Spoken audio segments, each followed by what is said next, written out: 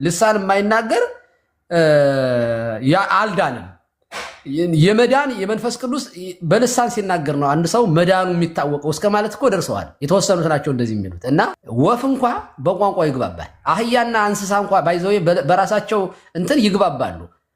ሰውና ሰው እንኳ የማይግባባበት ይሄ ደግሞ ለእግዚአብሔር ነው የምንነግረው አሉ። እንደዚህ የሚያስብ ሰው ካለ እሱ የማይችለው ቋንቋን ለማለት ነው። ለሱ በምስጢር ነው የምነግረዋል። በምን ለራሱ እንኳ በማይገባው ነገር ለጌታ ይነግረዋል። ለጌታችን የሚገርማችሁ ጌታችንን የሚያወራው ከእግዚአብሔር ጋር የሚነጋገረው እሱ ራሱ በማይገባው ቋንቋ ማለት ነው። ማለት እሱ ራሱ ማለት ሰውየው ተናጋሪው በማይገባው እግዚአብሔር መሺ እግዚአብሔር ይረዳው። ግን ራሱ ሰውየው የሚችለውን ቋንቋ ጥልዎ እንደውም ቋንቋ እኮ ያጠራናል። ለእግዚአብሔር ጋር እኮ አንዳንድ እኮ ስናወራ እኮ በጸሎት በጣም እኮ በቃ ቋንቋችን በጣም ዊክ ደካማ የሆንብንና እንደ ሐና አንደበታችን እየተንቀጠቀጠ በእንባ የምንጸልየው ጸሎት አለ። ቋንቋ የማይገልጠው ጸሎት አለ። ማለት የእግዚአብሔርን ፍቅር አንዳንድ ጊዜ አልገልጠልን ብሎ በዝምታ እያለቀስን የምንጸልየው አለ። ቋንቋ ስለማይገልጠው ልሳን ሊገልጠው ስለማይችል አንተ የምትችለው ቋንቋ ያልገለጸልህን የእግዚአብሔር ፍቅር በማትችለው በሌለ ነገር ለምን ትዘበዝባለህ ወዳጅ? እና በዚህ አራዳ አይሸወድም። ሞኝ ግን ያው እንደዚህ እየተሸወደ ይንፈራፈራል። ካስፈለገ አውጣላቸውማ እንዴት መናገር ወንበሩ ተሰባብሯል፣ አረፋ ደፍቀዋል። አሁን ያመጡት ጴንጤቆስጣሎች ያመጡትን የሆነው እዚያ ጊዜ ነው እና የ100 ዓመት ዕድሜ አፄ ምኒልክ በእድሜ ይበልጡታል ማለት ነው። ቴንኪው። በክርስቶስ ቅዱሳን ካልሆንን እንዴት ክርስቲያን እንሆናለን ወዳጄ? መጣ ነገር እንግዲህ የክርስቶስን ስራ ካመናችሁ ቅዱሳን መሆን አለባችሁ ወይስ ክርስቶስ ስራው እንትን አላለም? እሺ ጋሽ በል አንዴ እርስዎ ባይኖሩ ነው በእውነቱ ቲክቶክ ተረቡን ተውትና በእውቀት እናውራ። ተረቡ ይደርሱበት። እኔ እኮ ደስ እኮ ስለሚሉኝ ነው። ሳቆ ችግር የለም። አሁን በእውቀት እንያያዝ። አሁን ሳቁ ማን እንደሚስቅ መጨረሻ ሊቃውንት ነው። ጋሽ በላይ ቆይ አንዴ ጋሽ በላይ እኮ ይታያል። አባ በላይ በመጽሐፍ ቅዱስ እናውራ። አባ በላይ የአባቴ ሞክሽ እባክዎት በአባቴ ስም ይዤዎታለሁ። አንዴ ይጠብቁኝ እሺ። በመጽሐፍ ቅዱስ እናውራ ቀሲስዬ። ቆይ አንዴ አባቴ ቆዩ። እኔ እኮ ባይዘው እኔ ከምፈራቸው ሊቃውንት እንደሆኑ እኮ አውቃለሁ። ቀሲስዬ ግን እንደዚህ የሚስቁት የእውቀት ሳቅ እንደሆነ አውቃለሁ። እንዲያው እኮ አሁን እኔ ቲክቶክ ላይ አንደኛው ስብከት የምሰብከው እንደዚህ ያሉ ሰዎች አሉ፣ አንዳንድ ሰዎች እና የእነዚህ ባህሪ እንዳይጋባባቸው እግዚአብሔር ይጠብቃቸው። ቲክቶክ ባይዘው በዚህ አጋጣሚ ቁም ነገር ነው የማወራ። ካራክተራችሁ እንዳይቀየርባችሁ ጥንቃቄ አድርጉ አንዳንዶቻችሁ። እና አሁን ጋሽ በላይ ትዳር ካላቸው ከባለቤታቸው ጋር እንዴት እንደሚያወሩ እያሰብኩ ነበር። እግዚአብሔር ነው የሚያውቀው። እና የዚህ አይነት ከሆነ እዚያም በራሱ ቲክቶክ እንዳይሆን ቤታቸው በጣም ስጋት አለኝ እና ጥንቃቄ አድርጉ። እውነቴን ነው። ትልቅ ሰው ናቸው ባይዘው እና ደስ ይሉኛል። የቲክቶክ ድምቀት ናቸው። ስለዚህ ምን ለማለት ፈልጌ ነው፣ ወደ ዋና ነገሩ ስንመለስ ሰዎቹ ሲያወሩ መጽሐፍ ቅዱስ ሲገለጥላቸው አይምሯቸውን ኩዌሽን እያደረጉ የሆነ እንዴት ነው እንደዚያ ነው እንዴ እያሉ ትንሽ እንዴ ግግም ብለው በወፍ ዘራሽ ጥቅስን የሚጠቅሱ ሰዎች ጋር እኔ ማውራት ብዙ ጊዜን ማባከን መስሎ ስለሚሰማኝ ነው። እና ሌሎች ካሉ ይምጡ፣ ሌሎቹ ከገቡ እናናግራቸው። አዳም በነገራችን ላይ ቅድም እኔ ስለ ማርቲን ሉተር ጆን ካልቪን እዚህ ጋር ቁጭ አድርጌ እነሱ ብለዋል ካሉ ንገረኝ ነበር። አላየሁትም፣ እግዚአብሔር ነው የሚያውቀው። እና እዚህ ጋር እና እያዩ ያዩ የሚለዋል እንግዲህ ዛሬ እኔን ነው ማለት ነው። ሶሪ ምንድነው እዚህ አዙዛ ስትሪት ላይ ይኸውላችሁ አንድ ትምህርት መለኪያው በጊዜው ጊዜ ምን አይነት ሁኔታ ነበር የተፈጠረ የሚለው ነው በዋናነት የሚያዘው። ልብ አድርጉ። ልክ አዙዛ ስትሪት ላይ 1906 ላይ ይሄ አፍሪካዊው ይሄ ጴንጤቆስጣል ሙቭመንትን ዊሊያም ሲሞን ዊሊያም ሲሞን ሲጀምረው የሆነው ነገር ምንድነው መሰላችሁ? አንደኛ ከቁጥጥር ውጭ የሆነ ጩኸት ነው የተሰማው። ድብልቅልቅልቅ። በነገራችን ላይ ቤቱ $8 ምናምን ነበር የቸርቹ ራሱ ኪራዩ የነበረው እና ከቁጥጥር ውጭ የሆነ የመቃብር ምናምን የዚህ እቃዎች ምናምን መሸጫ ምናምን እንደዚህ ያሉ ነገሮች የነበረ ነው እና ከቁጥጥር ውጭ የሆነ ጩኸት ነው አንደኛው ጩኸቱ። እና ማልቀስ በሚገርማቸው ሁኔታ ማልቀስ ጀመሩ።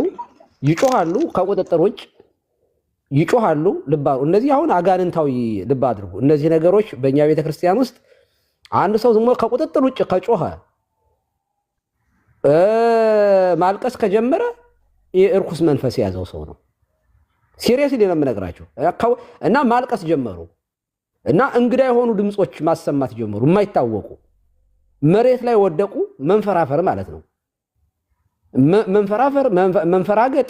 አሁን ይሄ የሚጥል በሽታ ያለባቸው ሰዎች የሚያረጋቸው ምልክት ነው። እና በጣም ብዙ ሰዎች ወደቁ፣ መንከባለል ጀመሩ። ሲሪየስሊ እዛ ላይ የተጀመረውን ነው የምነግርህ። መንቀጥቀጥ፣ ይሄ የጎጃም እስክስታ የሚመስል አይነት መንቀጥቀጥ ጀመሩ። የሚገርማችሁ ሶስተኛ የታየው ባህሪ የእንስሳ አይነት እንደ እንስሳት መንቧቸት፣ እንደ እንስሳት መጮህ፣ እንደዚህ አይነት ማለት ነው። እንደ ፍየል እንደምናምን እንደዚህ ማጉረምረም እና ኢቭን ካራክተራይዝ ያደረጉ ነበር የእንስሳትን ማለት ነው። እና በሚገርማችሁ ደግሞ ቆሻሻ ውስጥ ሁሉ ይገቡ ነበር። በሚገርማችሁ ደግሞ እንዴ የራሴን ድምፅ አንተ ስሰማው እኔ የራሴ በልሳን ተናገርኩ እንዴ? እና በእነሱ እና አስብ፣ እነዚህ ነገሮች ዛሬ በእኛ በጸበል አካባቢ የምናያቸው የበሽታ ምልክቶች ናቸው። ወይ በጸበል ወይ ማዕጠንቱን በቅዳሴ ጊዜ ሲሰው የሆነ ብቻ የሆነ ነገር የእርኩስ መንፈስ መሆኑ በጣም ነው የሚገርማችሁ። ባይዘው እንደ ቀልድ የምናየው ነገር ሆነ እንጂ አጋንንት በዚያ ደረጃ ሰዎችን አሳብዶ ያንን እብደት እንደ መንፈስ ቅዱስ መገለጥ አድርጎ 100 ዓመት መጓዙ አይገርማችሁም? በጣም ነው የሚገርመው። በጣም ልትደነቁ ይገባል። በነገራችን ላይ ሰይጣን በዚህ ደረጃ ሰዎችን እንዴት ማታለል ቻለ? አረፋ እየደፈቁ መንፈስ ቅዱስ አረፋ ያስደፍቃል። ወንበሩን በቃ ግልብጥብጡን ያወጡት ባይዘው ዘሴም አሁን የሚያደርጉት ራሱ ያ ርኩስ መንፈስ የሚሰራው ዛሬ በጴንጤቆስጣል ውስጥ የሚሰራው እሱን ነው። መጽሐፍ ቅዱስ የያዘ ሰው ልብ አድርጉ። ከዚያ በፊት ለ1900 ምናምን ዓመት ያልነበረ የሪፎርሜሽን እንትን እነዚህ ሰዎች እንኳን ዋና የሚባሉት እንኳን የማያውቁት እንግዳ ነገር እና ከዚያ መንፈስ ቅዱስ ተገለጠልኝ። ወንበር እየገለበጥክ አረፋ እያደፈክ እንደ ውሻ እንደ ከብት እንደ እንስሳ እየጮክ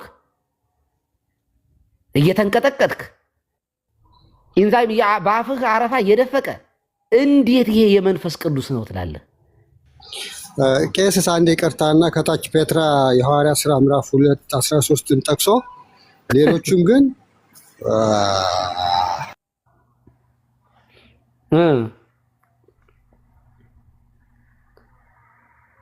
ኦኬ ጉሽ ስፒር ስልክ ገባበት መሰለኝ እንዴ? ጉሽ ጠጥተዋል እንዳልሁት እኔን እያልከኝ ነው ፔትራ? ልክ ሐዋርያ ሥራ ላይ ያሉትን ሰዎች ጉሽ ጠጥተው ነው ብለው አሏቸው። ስለዚህ እርሶም እንደዚያ መስሎት ነው ካልክ ይኸው በእኛ ቋንቋ በሀገራችን ሁሉ ቋንቋ ይናገራሉ ነው ያሉት። እዚያ ጋር የተገለጠውማ የመንፈስ ቅዱስ መሆኑን በምን እናውቃለን? የሐዋርያ ሥራ ላይ ያለውማ ራሳቸው እኮ ተናገሩ። ሰሚዎቹ ከጳርቴ ከሜድ ኤላማጤ ከቀጰዶቅያ ከተለያዩ ቦታ ላይ ከሶሪያ ከሊቢያ ከቀርጤስ ከተለያዩ ቦታዎች የመጡ ሰዎች እኮ ይኸው በእኛ ቋንቋ ይናገራሉ። እያንዳንዳችን በምንሰማው ቋንቋ ሲናገሩ እንሰማቸዋለን ብለው አሉ ነው የሚለው። ኦኬ እናንተ የምትናገሩት ቋንቋ እኮ ሰዎቹ አይሰሙትም፣ ሌሎቹ እኮ አይረዱትም። ሌሎቹ አይደለም ተናጋሪው ራሱ ምን ማለት ነው ተብሎ ቢጠየቅ አያውቀው።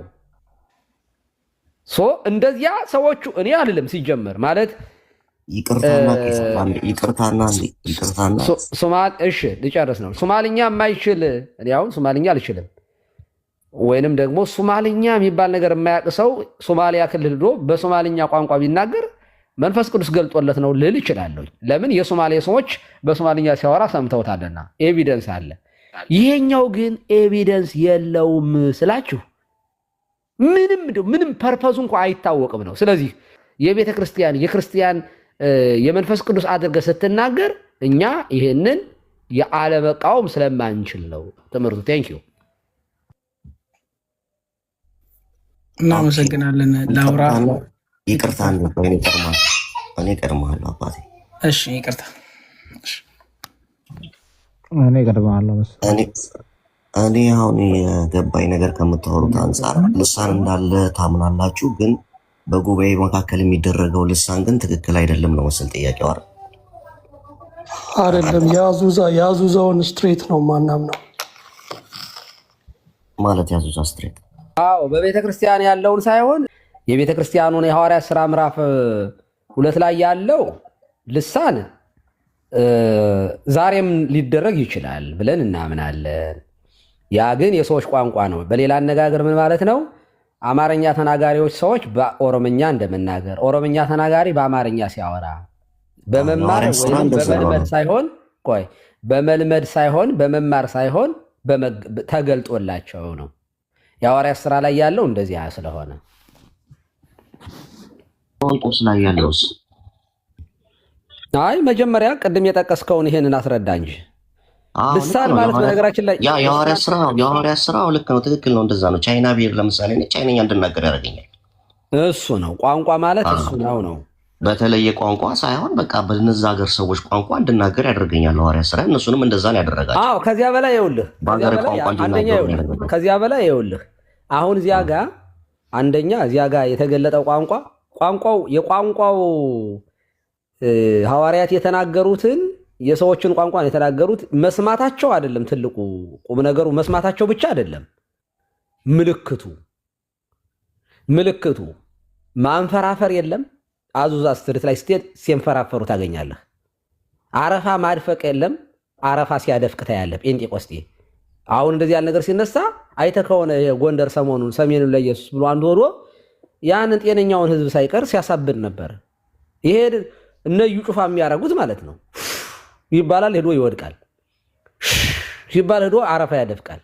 ምልክቱን በሙሉ ውሰደው። እንደ እንስሳ ይጮሁ ነበር። ባይዘው እንደ እንስሳ ይጮሁ ነበር። ከሰውነት ባህሪ ወጥተው እንደ ውሻ እንደ ከብት ይጮሁ ነበር። አሲስ ምልክቱ ነው እንጂ ትክክል ያልሆነው ቆሮንቶስ ላይ ያለው ልሳን ትክክል ነው እያሉ ነው። ይቅርታ አንድ ጊዜ ይቅርታ። ቀጥል። ቆሮንቶስ ነው መጽሐፍ ቅዱስ ሲጻፍ የቆሮንቶስ መልእክት ነው የተጻፈው ወይስ የሐዋርያት ሥራ ነው ቀድሞ የተጻፈው? የትኛው መቀዳደሙ ምን ችግር አለው? ስለሚያደርግ ነው። ስታስበው አንተ የቆሮንቶስ መልእክት የተጻፈ ይመስልሃል ወይስ የሐዋርያት ሥራ የተጻፈ ይመስልሃል? እኔ መቀዳደሙ ምንም ለውጥ የለም ብዬ ነው የማስበው። ለእኔ ለውጥ ስላለው ላስረዳ እኮ። ለውጡ ምንድን ነው ለአንተ እኮ ላስረዳ ነው። የትኛው ይመስላል አንተ? እኔ ሐዋርያት ሥራ ላይ መጀመሪያ የተጻፈው ትክክል የተጻፈው ቆሮንቶስ መልእክት ነው። መጀመሪያ ኢቭን ከብዙ መጽሐፍ ቅዱስ መጽሐፍቶች በፊት የቆሮንቶስ መልእክት ተጽፏል። አየህ የቆሮንቶስ መልእክት ሲጻፍ ልክ እንደዚህ አይነት ማለት ሰዎች የማያውቁት ቋንቋ ቢኖር የሐዋርያት ሥራ ላይም ይጻፍልን ነበረ። ቆይቶ ሲጻፍ ማለት ነው። የሐዋርያት ሥራ ሲጻፍ በጣም ቆይቶ የቆሮንቶስ መልእክት ከተጻፈ በኋላ ከስንት ጊዜ በኋላ ነው የተጻፈው። የሚገርም ደግሞ ሉቃስ የጳውሎስ ጓደኛው ነበር፣ አብረው ነበር የሚያገለግሉት። ስለዚህ የተለየ ሰዎች የማይሰሙት ሌላ አይነት ቋንቋ ቢኖር ኖሮ የሐዋርያት ሥራ ላይ ይኸው እዚህ ቦታ ላይ እንዲዚህ አይነት ቋንቋ ተናገሩ ተብሎ ይጻፍልን ነበረ። ግን የሐዋርያት ሥራ ላይ እንደዛ እንደሌለ ተናገርክ አንተ። ስለዚህ የቆሮንቶስ ላይም ከሐዋርያት ሥራ የተለየ አይደለም ማለት ነው። ቆሮንቶስ ላይ እኮ በግልጽ አስቀምጦታል እኮ ስለ ልሳን እኮ እንዴት እንደሆነ በማንካም እንደምታወራ በጉባኤ መካከል መደረግ ያለበት ልሳን ምን እንደሆነ በደንብ ያስቀመጠው እኮ ቆሮንቶስ ላይ እኮ ግልጽ እኮ ነው። ምንም የሚያሻማ ነገር እኮ አይደለም። ታዲያ ለምን ሐዋርያት ሥራ ላይ አልተጻፈልንም? ከይቅርታ ጋር እኮ ሁለት ነው። ሐዋርያት ሥራ ላይ ያለው ደግሞ የሚተረጎም ልሳን ሳይሆን በሀገሬ ቋንቋ የምትናገርበት ልሳን ነው እሱ። ለምሳሌ ቻይና ብሄድ ቻይነኛ እንድናገር የሚሰጠኝ ነው። ይሄ ቆሮንጦሱ ደግሞ ከእግዚአብሔር ጋር የምታወራበት ነው። በጉባኤ መካከል ደግሞ ለሚመጣው ልሳን ነው። በጉባኤ መካከል ለሚመጣው ልሳን ግን ካልተተረጎመ ትክክል አይደለም። እንደዛ የቆሮንጦሱ የሚያስቀምጠው እሺ እንበልና ታዲያ አንድ ጊዜ ይቅርታ ታዲያ ለምንድን ነው 1901 እስኪደርስ ድረስ ለ1901 ዓመት ድረስ እንደዚህ አይነት ቋንቋ የተናገረ ክርስቲያን የለም? ከክርስትና ውጭ ያሉ ሊኖሩ ይችላሉ። ክርስቲያን ሆኖ ግን ለ1901 ዓመት ድረስ እንደዚህ አይነት ልሳን የተናገረ አባቶችን በመዝግበው ያስቀመጡልን የለም። ልክ ታዲያ 1901 ዓመት ላይ ብሎ እንደገና መንፈስ ቅዱስ ሰጥቷቸው ነው ብለህ ነው የምታምነው ወይስ ምን ብለህ ነው የምታምነው? ከይቅርታ አሁን እዚህ ጋር ማውራት ያለብን አንደኛ ነገር እንደ መጽሐፉ ነው እንጂ እነከሌ ተሰጥቷቸው ነበር። ስጦታ ነው፣ ይሄ ነገር ስጦታ ነው አይደለ? ለምሳሌ በዛ አንድ ዓመት አልተሰጠም። ከዛው ጋር ከ1900 ከዛ ፊት ተሰጥቶ ለምሳሌ አሁን አንዳንድ ጉባኤ መካከል የተሰጣቸው አሉ። የማይታዩ በጣም ታዋቂ ያልሆኑ ሰዎች ተሰጥቷቸው ሊሆን ይችላል። ምናልባት ቸርች ፋዘሮች ያላዩቸው ሰዎች አይተው ሊሆን ተሰጥቷቸው ሊሆን ይችላል። እነሱ ያላዩቸው ሰዎች ተሰጥቷቸው ሊሆን ይችላል። ስለዚህ አሁን ይሄ እኛ ማውራት ያለብን እንደ መጽሐፍ ቅዱሱ ነው እንጂ እከሌ ስላልነበረ ልሳን ለምንድን ነው የሚሰጠው? ስጦታ ስለሆነ ነው እኮ። ለምንድን ነው የሚሰጠው? የጸጋ ስጦታ ስለሆነ ለቤተ ክርስቲያን አገልግሎት ነው የሚሰጥ አይደል? ልክ እንደ ፈውስ ማለት ነው። ልክ እንደ ፈውስ ያለ ስጦታ አይደለም? ለቤተ ክርስቲያን አገልግሎት ጸጋ ነው። አይ ጸጋ ስጦታ ነው በቃ የሚሰጠው እኮ። ለቤተ ክርስቲያን አገልግሎት የሚሰጥ ነው አይደለም? ለምን ደግሞ ለቤተ ክርስቲያን አገልግሎት ማለት ለራሴም ለኔ የሚሰጠኛል እንጂ ለግል አገልጋይ ሳሉ። እሺ የሐዋርያት ሥራ ምዕራፍ 12 ማውጣት ይችላል እኮ። ምንድን ነው የሚለው እሱ ጋር? ለቤተ እንድታነብ እኮ ነው። አየህ መጽሐፍ ቅዱስ እየከፈትን እያነበብን ሲሆን ሁላችን አገልጋይ ለሆነ ሰው ብቻ ነው የሚሰጠው እያልከኝ ነው ወይስ ፐርሰናል ለግለሰብ አይሰጥም እያልከኝ ነው? ስጦታው ወይ ዊል ይቀጥል። መጽሐፍ ቅዱስ ላይ በቀጥታ የጸጋ ስጦታዎች ልዩ ልዩ እንደሆኑ ይናገርና ከዛው ደግሞ ልሳን ደግሞ ከነዚህ ስጦታዎች መካከል አንዱ ለቤተ ክርስቲያን አገልግሎት የሚሰጥ ስጦታ እንደሆነ ይናገራል መጽሐፍ ቅዱስ እኮ። አሁን እኮ ነገር ለቤተ ክርስቲያን አገልግሎትም ተሰጠ፣ ፐርሰናል የሚሰጣል ለምን የማይሰጣቸው አሉ። አገልጋይ ሆኖ ጸጋ ላይኖሩ ይችላል። የመንፈስ ቅዱስ ስጦታ ስጦታ ነው። እንዴ ከእግዚአብሔር ጋር እኮ የምንጸልይበት እኮ ነው። በቃ ምንም የተለየ ነገር እኮ አይደለም። ከእግዚአብሔር ጋር በአማርኛ ለምን አትጸልይም?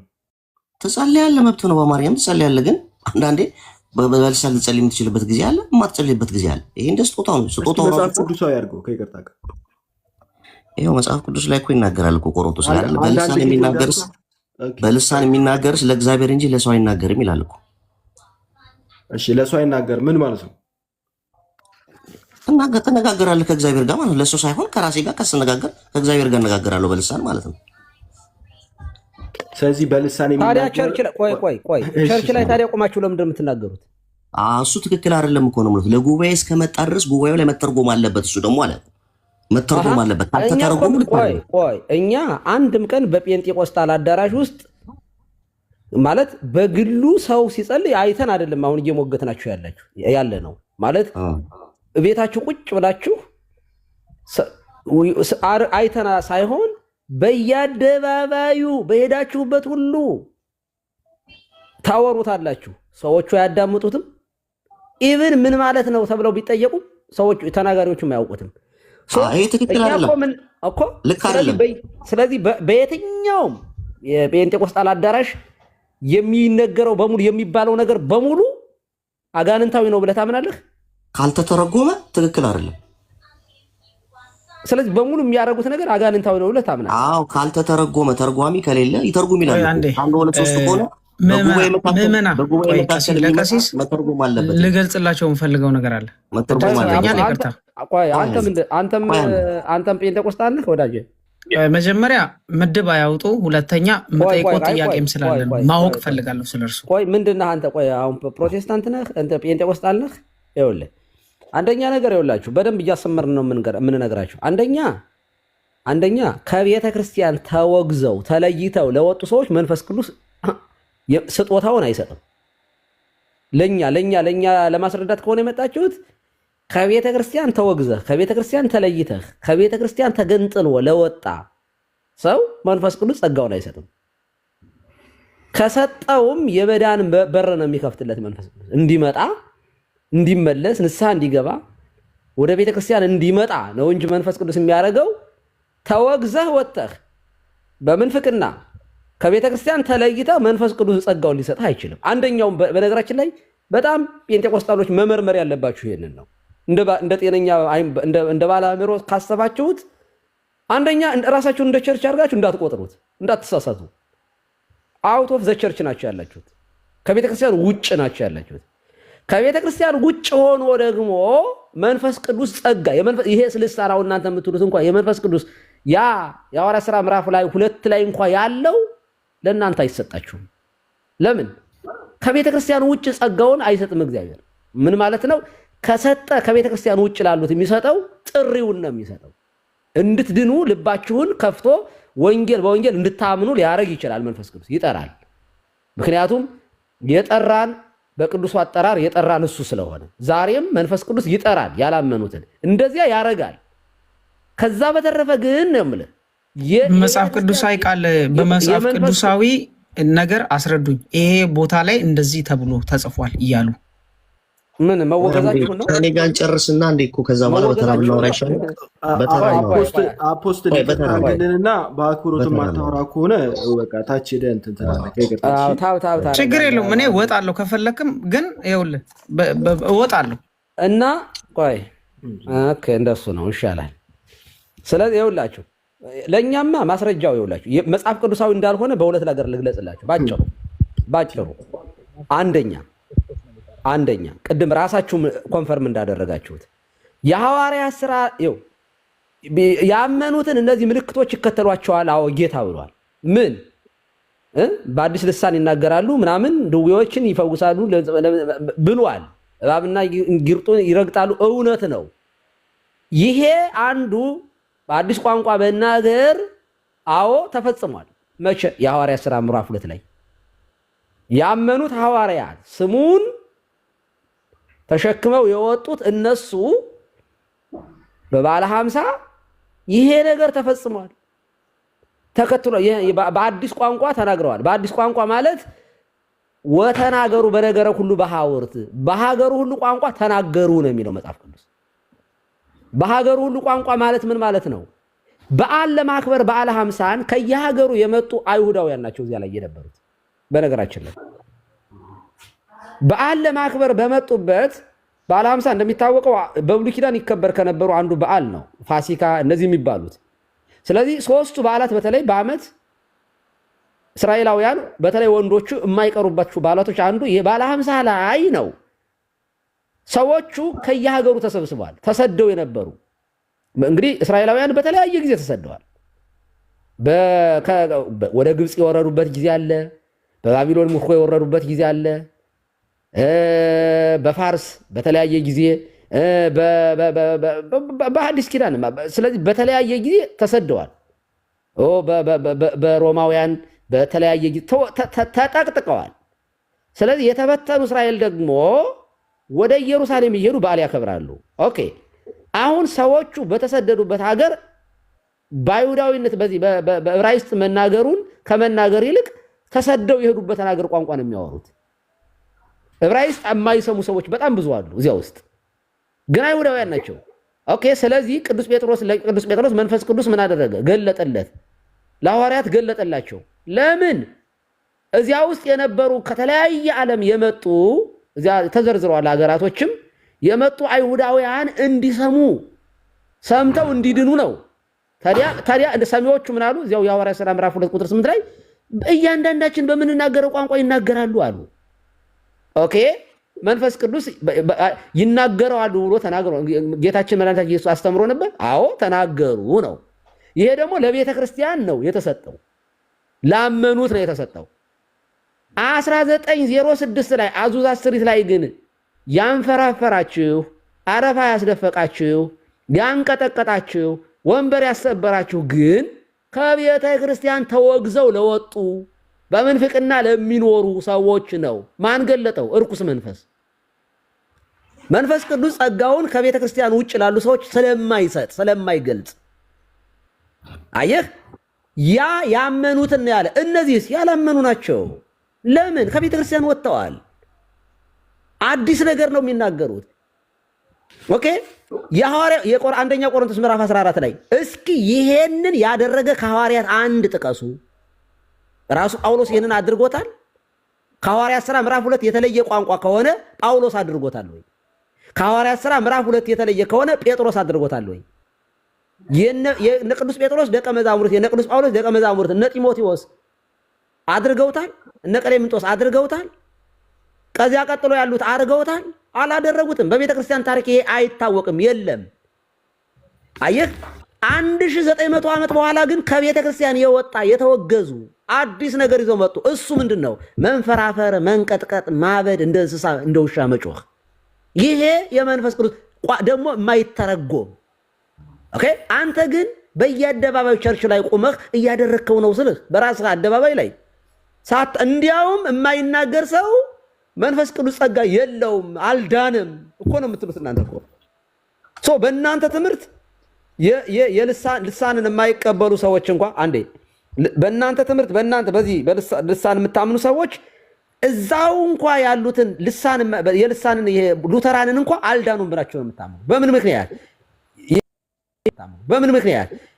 ይሄ እናንተ የምታወሩትን የሚያንፈራፍረውን አረፋ የሚያስደፍቀውን ይሄንን የወፍ እንኳ ቋንቋ የማይሆነውን ስላልተናገሩ ማለት ነው። ስለዚህ ይሄ ስህተት መሆኑን የምናስረዳበት በጣም ብዙ፣ አንደኛ በቤተ ክርስቲያን አንድም ያደረገው የለም፣ ሁለተኛ ከቤተ ክርስቲያን ውጭ ለሆኑ ሰዎች መንፈስ ቅዱስ ጸጋውን እንደዚህ ያለውን እንደ ሐዋርያ ሥራ ምዕራፍ 2 ያለውን እንኳ አይሰጥም። ሶስተኛ ምልክቱ አየ መንፈስ ቅዱስ አያጋጭም፣ አይምሮ አያስትም።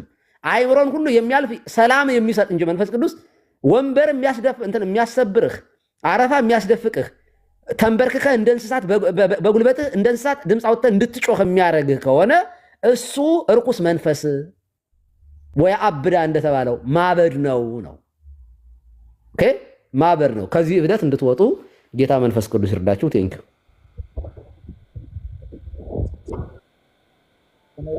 አዳም ቀጥሉ። ከአዳም ጋር ቀጥል። ቄሱስ በተናገሩት ላይ ቤተክርስቲያን ናት ብዬ አላምንም። የክርስቶስ አካል ናት። የትኛውም ቤተክርስቲያን ነው? አትሰማም። ድምፅ ሩቅ ስለሆነ አይሰማም። ጥያቄ ያለኝ አንዴ ቤተክርስቲያን የሚሉት ቄሲስ ኦርቶዶክስ ቤተክርስቲያን የክርስቶስ ቤተክርስቲያን ናት ብዬ አላምንም እኔ። አንተማ እኛ እንዴ አንተ እኮ እኛ ቤተክርስቲያን ውስጥ እኮ አይደለህም እኮ። ያ ክርስቲያን አይደለም። የትኛውን ነው ከቤተክርስቲያን የተወገዙ የሚሉት ቄሲስ? እሱን ቢነግሩኝ። እኛ እኮ ከቤተክርስቲያን የተወገዙ ስንል በአጠቃላይ ቤተክርስቲያን አንድ ቤተክርስቲያን ነች ያለችው እና ከዛ ቤተክርስቲያን ተወግዞ የተለዩ አሉ። አሁን አንተ ተወግዘ ተለይተ ከዛ ኋላ መተህ ደግሞ መንፈስ ቅዱስ እንደዚህ ያደረገልኝ ስትል እሱን ነው እየነገሩ ያሉት ቀሲስ። አሁን እሱን እንትሆና አሁን ወደዚህኛው ፎከስ እናደርግ አንድ ጊዜ። አዳም ይኸውልህ እኔ ክሊር አድርገውና ነገሩን እንደገባን ልክ ከይቅርታ ጋር ምዕመናን የሐዋርያት ሥራ ምዕራፍ በፊት አንስተ ነበረ ምዕራፍ 14 ቁጥር 2 ላይ በልሳን የሚናገር ለእግዚአብሔር እንጂ ለሰው አይናገርም የሚያስተውለው የለምና በመንፈስ ግን ሚስጥርን ይናገራል የሚለው እሱ ላይ ዲስከስ እናርግ። አሁን ይኸውልህ እሱ ጋር ቀጥሎ ከ26 ጀምሮ እኮ በደንብ ግልጽ አድርጎ ደግሞ አስቀምጦታል እዛው 14 ላይ ይህንን መልስ ማለት ነው። ምን ይላል መሰለ? እንግዲህ ወንድሞቼ ምንድን ነው በምትሰበሰቡበት ቀስ በቀስ ነው የምንሄደው። ሁሉንም ዝም ብለን እንዳንሄድ እኮ ነው የተያያዘ ነገር ስለሆነ። እሺ ቀጥልና አንብበውና ንገረን። እንግዲህ ወንድሞቼ ምንድን ነው በምትሰበሰቡበት ጊዜ ለእያንዳንዱ አለ። ለእያንዳንዱ ነው እንግዲህ ለእያንዳንዱ ሲል ለየግለሰቡ መዝሙር አለው፣ ትምህርት አለው፣ መገለጥ አለው፣ በልሳን መናገር አለው፣ መተርጎም አለው። ሁሉ ለማነጽ ይሁን ይላል። በልሳን የሚናገር ቢኖር 2 ወይም ቢበዛ 3 ሆነው በተራቸው አይናገሩ፣ አንዱ የሚተርጉም ይላል። የሚተረጉም ባይኖር ግን በማህበር መካከል ዝም ይበልና ለራሱና ለእግዚአብሔር ይናገር ይላል። አሁን በዛ በጉባኤ መካከል የሚተረጎም ካልሆነ ለዛ ለጉባኤው መጥቶ ያ ሰውየውን መድረክ ላይ ቆሞ ለምሳሌ በልሳን እየተናገረ ከሆነ የማይተረጎም ከሆነ ትክክል አይደለም። ግን ለራሱና ከል አይደለም፣ ግን ለራሱና ለእግዚአብሔር ግን መናገር ይችላል። ስለዚህ ለእያንዳንዱ ለራስህ ትናገራለህ አንተ። ቆይ ልሳን አይተረጎምም አይደል? ለራስህ ትናገራለህ። ልሳን አይተረጎምም ማለት የሚተረጎም ማለት ልሳን አይተረጎምም ብለኛል አይደለ? ለራስህ ትናገራለህ። የሚተረጎም ልሳን አለ። የሚተረጎም ምዕራፍ 24 ስራ ላይ ያለው እኮ የሚተረጎም ልሳን ነው አይደል? ተተርጉሟል። ይቅርታ አድርግልኝና እዚህ ጋር እየተናገረ ያለው የሚተረጎም ነው ቆሮንቶስ ላይ የማይተረጎም ነው ብለኛል አይደለ? የሚተረጎም ነው እንጂ እዚህ ጋር በጉባኤ መካከል ተረጎም ነው እንጂ እዚህ ጋር በጉባኤ መካከል ከመጣ ይተረጎማል። ስለዚህ ቆሮንቶስ ላይ የሚተረጎም አለ ማለት ነው። አዎ በጉባኤ ለጉባኤው መጣ ከሆነ ለጉባኤው መጣ ከሆነ መተርጎም አለበት ግዴታ። ስለዚህ ቆሮንቶስ መልእክት ላይ አንዳንዱ የሚተረጎም ነው፣ አንዳንዱ ደግሞ የማይተረጎም ነው አይደል? ኖ አንተና የማይተረጎምና የሚተረጎም ሳይሆን በጉባኤ ይላል እኮ በምትሰበሰቡበት ይላል ጊዜ ለየአንዳንዱ አለ። ለየአንዳንዱ ሲል ለየግለሰቡ የሚመጣ ነገር አለ። በመጀመሪያ ከይቅርታ ጋር ቀስ እያለን እንድንግባባ ነው፣ እኔ እንዲገባኝ ስለምፈልግ። ቆሮንቶስ ላይ ያለው የሰዎች ቋንቋ ነው አይደለም? ስለ ሰዎች ቋንቋ ነው አይደለም? ቋንቋ እኮ ልሳን ማለት ራሱ ቋንቋ አይደል እንዴ? እሺ ቋንቋ ነው። ስለዚህ ተግባባ።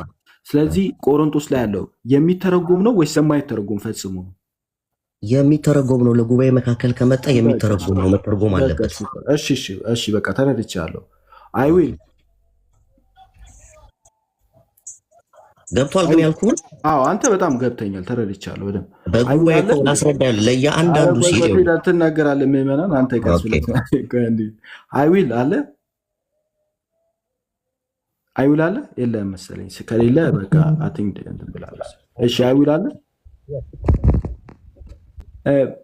በቆሮንቶስ መልእክት ላይ ያለው ልሳን የሚተረጎም ነው የማይተረጎም? ሁለቱንም። ግልጽ እኮ ነው። ሁለቱም ማለት በጣም ክሊር ነው። እናንብበው። አይ ኖ የምፈልገው ሁለቱም ማለት ምን ማለት ነው? በጉባኤ መሃል ይተረጎማል። ማይተረጎመው ደግሞ ማይተረጎም ከሆነ በግላችሁ ጸልዩ፣ በጉባኤ ማለት ተናገሩ። ልሳን የሚናገር ለእግዚአብሔር ይናገራል ነው የሚለው። እሺ የሚተረጎም ስትል ቋንቋ ነው አይደለም? ልሳን ቋንቋ ነው፣ የሰው ቋንቋ ነው፣ ከእግዚአብሔር ጋር የሚወራ ቋንቋ ነው። የመላእክት ቋንቋ የሚለዋል ሌላ ቦታ። ምንም ይሱ አይደለም። ስለዚህ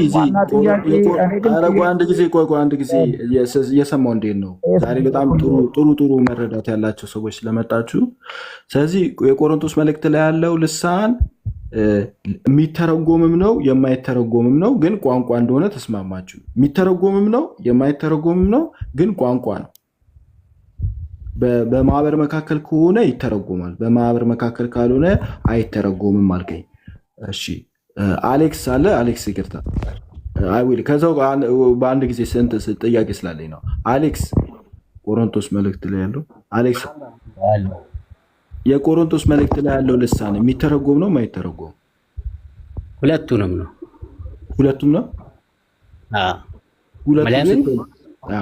ሁለቱም ማለት ለእግዚአብሔር ምስጢርን የምትናገርበት ሰው የማያስተውለው እንደውም ተናጋሪው እንዲተረጉም ይጸልይ ተብሎ የተነገረ ስለሆነ አንዱ ፓርት የማይተረጎም ነው ማለት ነው። ሁለተኛው ፓርት በጉባኤ መካከል ደግሞ ኦፊሻሊ ለሰዎች የምትናገር ከሆነ አንዱ የሚተረጎም ነው ማለት ነው። ስለዚህ ሁለት አይነት ነው። ለእግዚአብሔር ምስጢር የምትናገርበት አልከኝ እና የእግዚአብሔር ምስጢር ምን አይነት ምስጢር ትናገራለህ? እግዚአብሔር ሚስጥሩ አልተገለጸማ። ከተገለጸ ሚስጥር መሆን አይችልም። እግዚአብሔር የማያውቀው ነገር ነው ማለት ነው። ከእግዚአብሔር የተሰወረ ሳይሆን ከሰው ነው ሚስጥር የሚሆነው። ለእግዚአብሔር ነው የምንነግረው፣ የሚነገረው ለእግዚአብሔር ነው። ለእግዚአብሔር እኔ እኮ አይደለም ያልኩት፣ ላነብልህ እችላለሁ። ቁጥር 2 ላይ በልሳን የሚናገር ለእግዚአብሔር እንጂ ለሰው አይናገርም፣ የሚያስተውለው የለም፣ በመንፈስ ሚስጥር ይናገራል ይላል። ሚስጥርን ለማን ነው የሚናገረው? ለእግዚአብሔር እኮ የሚነግረው ሚስጥር የሚነግረው ለእግዚአብሔር ነው አይደል? በትክክል እኮ እግዚአብሔር የማያውቀው ማለት ነው አይደል? አንተ ነህ ያልከው፣ እሱን መጽሐፉ አይልም። ለእግዚአብሔር ሚስጥር ይናገራል። ለእግዚአብሔር እኔ አይደለም ያልኩት፣ ቃሉን ነው የነገርኩ። በመንፈስ ሚስጥርን ይናገራል አለ። ለማ ይናገራል? ቃሉ ራሱ ለእግዚአብሔር እንጂ ለሰው አይናገርም አለ። ቃሉማ አንተ እንዳልከው እኮ አይልም እኮ አንተ እንዳልከው ለእግዚአብሔር ይናገራል። ለማን ይናገራል? ለእግዚአብሔር ይናገራል። ምን ይናገራል? ሚስጥር ይናገራል። ከዚህ በኋላ ያለውን ጥያቄ አንተ ነህ መመለስ ያለብህ። ሚስጥሩ ምንድነው? ሚስጥሩ ምንድነው? ሚስጥሩን ካወቅከው ሚስጥር አይደለም ነው። መንፈሳዊው ነገር ተፈጥሯዊ ሰው አይገባውም ይላል አዳም። ይሄ ሊገባ ስለ እግዚአብሔር ስለመዳን እናውራ። አዳም ይሄ ልጅ ስሙን ቀይሮ የመጣው ልጅ ነው። ይረብሽ። አንድ ጊዜ ቆይ ሄሉ አንደኛ ቆሮንቶስ ላይ ያለው ልሳን የሚተረጎም ነው የማይተረጎም? አቤት እንዴት አደራችሁ? እግዚአብሔር ይመስገን። እንደምን አለሽ? ሁላችሁንም አለ እግዚአብሔር ይመስገን። አንደኛ ቆሮንቶስ ያለው ልሳን ጥሩ አጀንዳ ነው ያነሳው። እስቲ ቀጥል። እሺ አንደኛ ቆሮንቶስ ያለው ልሳን የሚተረጎም ነው የማይተረጎም? አንደኛ ቆሮንቶስ አንድ 14 ላይ ያለው እንግዲህ ጳውሎስ እንዳብራራልን የሚተረጎምም የማይተረጎምም እንዳለ በግልጽ ጳውሎስ አብራርቶልናል። ያው አንብቦ ማመን ብቻ ነው የሚጠበቅብን። የሚተረጎም ስትይ ቋንቋ ነው ማለት ነው? እንግዲህ የሚተረጎም ልሳን ሲል ለምሳሌ በሐዋርያት ስራ ላይ ቋንቋቸውን ሲናገሩ ስለነበረ ትርጉም አላስፈልጋቸውም ወይም አስተርጓሚ አልነበረም። በቋንቋቸው ሰምተዋቸው ችግር የለውም። ስለዚህ በቋንቋቸው ስለነገሯቸው ቆይ በቋንቋቸው ስለነገሯቸው አስተርጓሚ አላስፈልጋቸውም። ጳውሎስ ግን እዚህ ጋር ሲገልጽልን የነገረን አንድ ነገር አለ። ሰዎች በቋንቋቸው ወይም ደግሞ የሚተረጎመው ልሳን ካልሆነ ሚስጥርን ከእግዚአብሔር ጋር ስለምትናገር ከእግዚአብሔር ጋር አውራ፣ እሱም በመንፈስ እውነት ተናገር ይላል። ትንቢት ግን ከሆነ የሚናገር ለማነጽ ማህበሩን ለማነጽ ስለሚሆን ትንቢት ይናገር ይላል። ስለዚህ ለምንድን ነው ማነጽ የተባለው? ልሳንም ለማነጽ የተባለው መልእክት ስለሚመጣላቸው ነው። ያ በልሳን እየጸለዩ ከመንፈስ ቅዱስ መልእክትን ስለሚቀበሉ ነው አለ ህዝቡ። በልሳን የሚናገር ራሱን ያነጻል ይላል። ከይቅርታ ጋር ቆይ፣ በልሳን የሚናገር ራሱን ያነጻል፣ ትንቢትን የሚናገር ግን ማህበሩን ያነጻል። በልሳን የሚናገር ራሱን ያነጻል። ምክንያቱም ምንድን ነው ያላቸው? በትርጉም አንድ ልናገር፣ በልሳን የሚናገር ራሱን ያነጻል ሲባል ይሄ ትርጉም ያለው ነው ወይስ ትርጉም የሌለው ልሳን ነው? እንግዲህ ጳውሎስ ሲያብራራው አንድ ነገር በግልጽ አስቀምጧል። እንግዲህ በልሳኖች መናገር ለማያምኑ ምልክት ነው እንጂ ለሚያምኑ አይደለም። ልመልስልህ እኮ ነው እኮ ቃሉን ልመልስልህ። ጳውሎስ የተናገረውን ልመልስልህ አዳምዬ። ትንቢት ግን ለሚያምኑ እንጂ ለማያምኑ አይደለም ይላል። እንግዲህ ማህበር ሁሉ አብረው ቢሰበሰቡ ሁሉም በልሳኖች ቢናገሩና ያልተማሩ ወይም የማያምኑ ሰዎች ቢገቡ አብደዋል አይሉምን? ሁሉ ትንቢት ቢናገሩ ግን የማያምን ወይም ያልተማረ ሰው ቢገባ በሁሉ ይወቀሳል፣ በሁሉም ይመረመራል፣ በልቡም የተሰወረ ይገለጣል። እንዲሁም እግዚአብሔር በእውነት መካከላቸው ነው ብሎ እየተናገረ በፊቱ ወድቆ ለእግዚአብሔር ይሰግዳል ይላል። ስለዚህ ራሱ አገልግሎቱ ማለት ነው፣ ይህ ጸጋ ስጦታ አገልግሎቱ ሰዎች እንዲታነጹበት፣ የተሰወረ ነገር እንዲገለጥ፣ እንዲጽናኑበት፣ ከእግዚአብሔር ድምፅ እንዲሰሙ። እኔ ያልጠየኩሽን ምን ያደርግልኛል? እኔ የጠየኩሽን ብመልሽልኝ እኮ ስለዚህ ልሳን ከተተረጎመ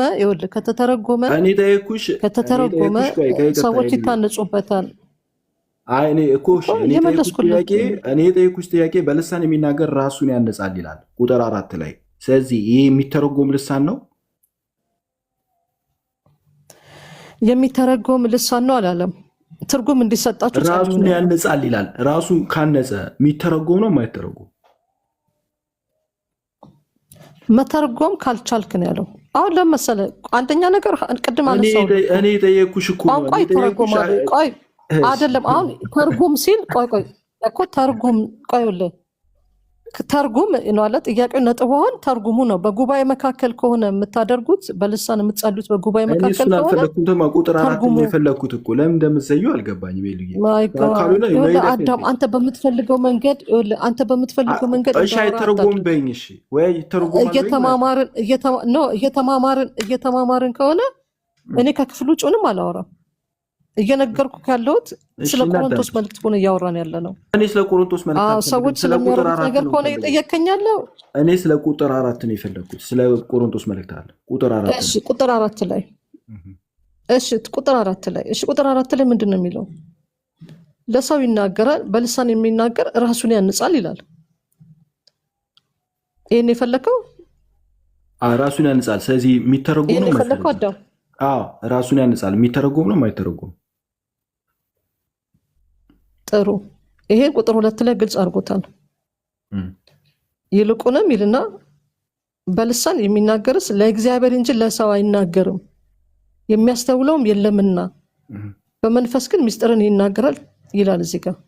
እሺ ስለዚህ እዚህ ጋር የተጻፈው የማይተረጎም ልሳን ነው። እንዴት ሰው በማያውቀው ቋንቋ ራሱ ይታነጻል? ከይቅርታ ጋር በማያውቀው ቋንቋ ራሱ ይታነጻል? ራሱን ያንጻል እኮ አለ። ራሱን ነው የሚያንጻው እኮ አለ። በግልጽ አስቀምጦታል። እንዴት? እስኪ ንገሪኝ። ራሱን የሚያንጽበት ምክንያት ምስጢርን ይናገራል። ለማን? ለእግዚአብሔር ይላል። እሱ ሳይረዳው እንዴት ምስጢርን ታነጻ? ይናገራል ለእግዚአብሔር ይላል። ሳይረዳው እንዴት ታነጻ? ሲጠቀምበት ነው የሚያውቀው። አሁን አንተ በዚህ ልሳን ብትጸልይ ጸልይ ነው የምታውቀው እንዴት እንደምትጠቀም። ሳታውቀው እንዴት መናገር ትችላለህ? ይጠቅማል አይጠቅምም ማለት እኮ አትችልም። በፊት ምን አልሽ መሰለሽ? አንቺ የተናገርሽ ነገር ምን አልሽ መሰለሽ? በማህበር መካከል ለምሳሌ ቢተረጎም ሰው ይታነጽበታል አልሽ።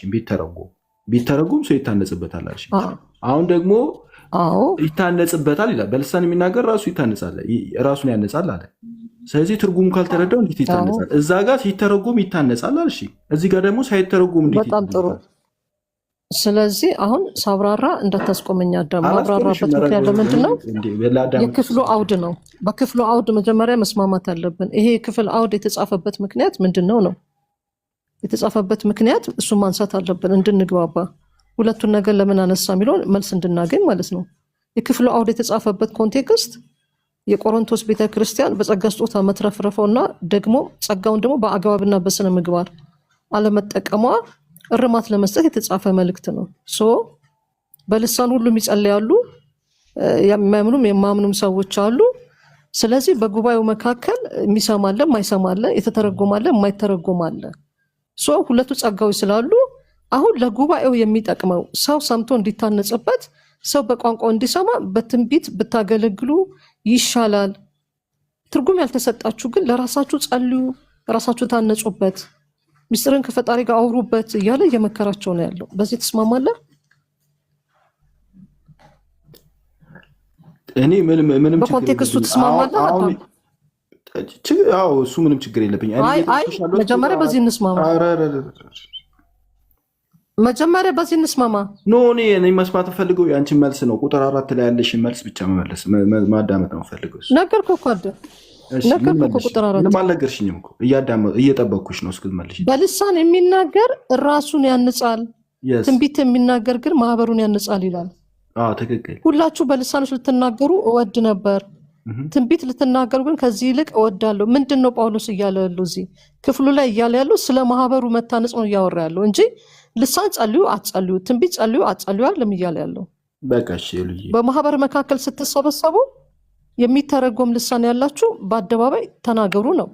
ከሌላችሁ የሆነ መስፈርት ነግረሽ ነበረ እና የነገርሽኝ መስፈርት እሱንም መስፈርት ተጠቅሜ ምን አይነት መስፈርት?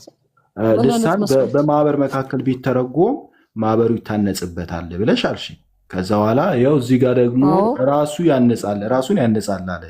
ስለዚህ ምንድን ነው እሱን እኮ ነው እያብራራላችሁ ያለው እኮ እሱን ነው።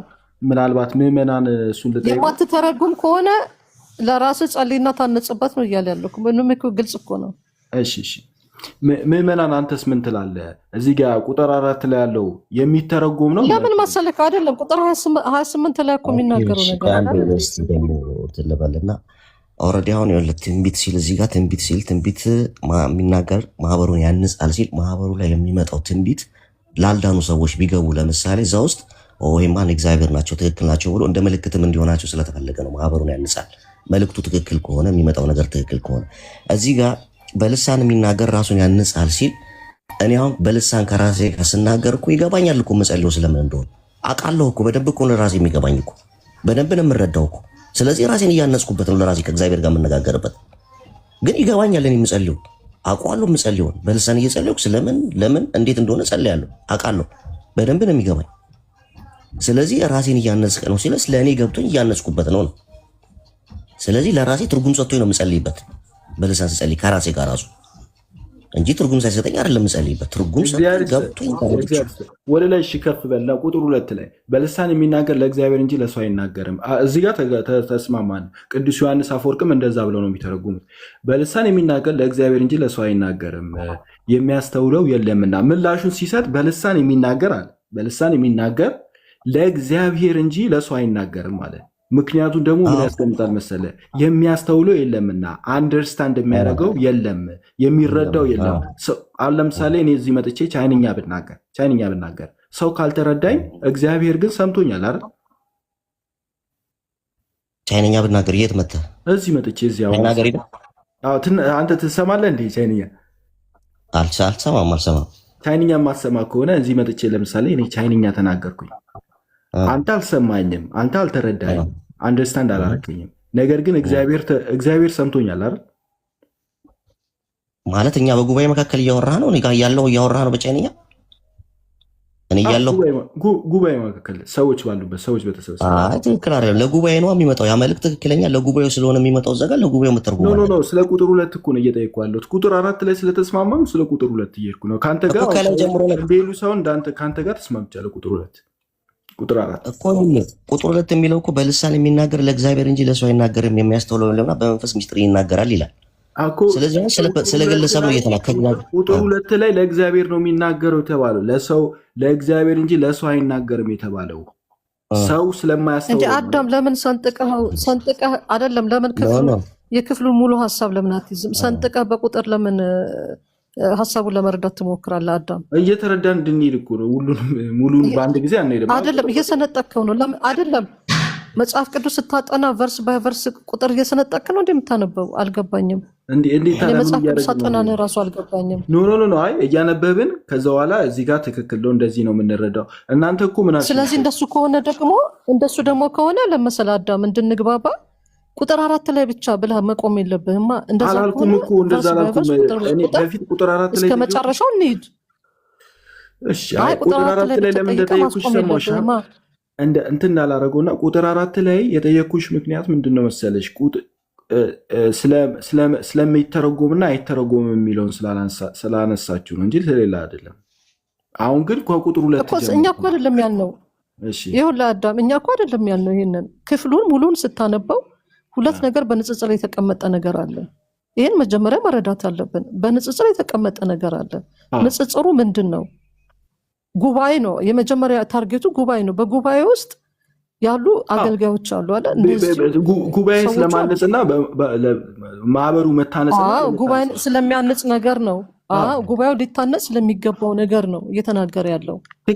በቃ ለዛ እኮ ሁላችሁ እኮ በልሳኖቻችሁ ብትጸልዩ እወድ ነበር አለ። ግን ታርጌቱ ጉባኤው ነው። ጉባኤው አንደኛ ነገር የማያምኑና የማይረዱ ሰዎች ይመጣሉ። ይህን ስታደርጉ አብደዋል ይሏችኋል። ስለዚህ ሊቀበሉትና ሊያምኑት የሚገባ ነገር ሳይቀበሉ ደንግጠው ወይ ፈርተው ወይ ደግሞ ምንድነው እያደረጉት ያሉ ብለው ተሰናክለው ይሄዱባችኋል።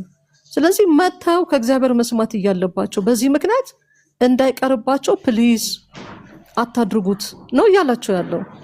ስለዚህ ምንድነው የዚህ መልእክት ዋናው ክፍል ጭብጡ ምንድነው የሚለው እናንሳ። ጭብጡ ታርጌቱ ጉባኤ ነው። ጉባኤው ይታነጽ ነው። ስለዚህ ለማያምኑ ደግሞ የተሰጠ ምልክት ነው። በጥንቃቄና በአግባብ አድርጉት። ሰው ተጠቅሞ ይሂድ ነው።